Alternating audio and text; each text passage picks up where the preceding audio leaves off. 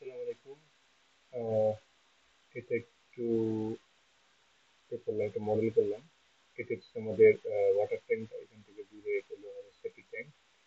এর নিচে যেটা দেখা যাচ্ছে সেপ্টিক ট্যাঙ্ক, তারপরে হচ্ছে এখান থেকে র্যাম্পটা নিচের দিকে নামলো পুরোটা। আর এটার এই পাশে হচ্ছে গেটটা ভিতরে ঢোকায়, এটা দিয়ে ঢুকবে। এইটা হচ্ছে কিরকম, এইটাকে আমি দেখানোর জন্য যেটা করতে পারি,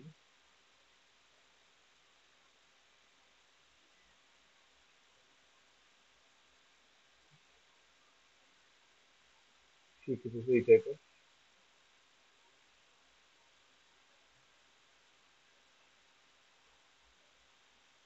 যে এখান থেকে 4টা ধাপ উঠার পরে এখানে লম্বা একটা ল্যান্ডিং, এখান থেকে এটা যেটা পুরো খুলবে। তারপরে 4টা ধাপ উঠার পরে পার্কিং এরিয়াটা এই। তারপরে এটার এখানে সিকিউরিটি পোস্ট হতে পারে। আর এখান থেকে স্লাইডিং গেটটা এদিক দিয়ে আইসা এদিক দিয়ে ঘুরবে। এটা এখান থেকে দেখলে সুন্দর হবে, যে এখান থেকে আইসা এদিক দিয়ে ঢুকবে। কিভাবে ঢুকবে, এটা হচ্ছে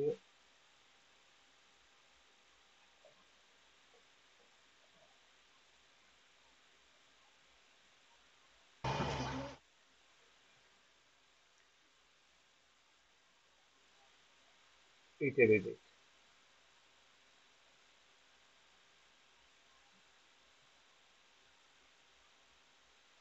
এই টাইপের হয়ে এটা ভিতরে ঢুকে যাবে।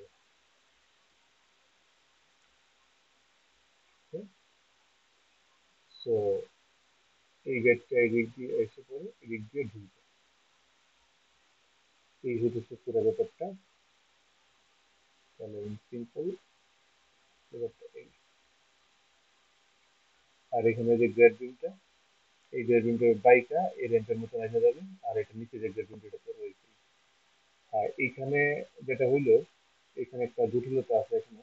এটা এখানে আমি কিভাবে করবো এটা ভাবতেছি। এটা হচ্ছে এইটা, যে এখানে একটা স্ল্যাব আছে। এই স্ল্যাবটা আসলে এই স্লাইডিং গেটের উপরে আর এটার উপরে থাকবে।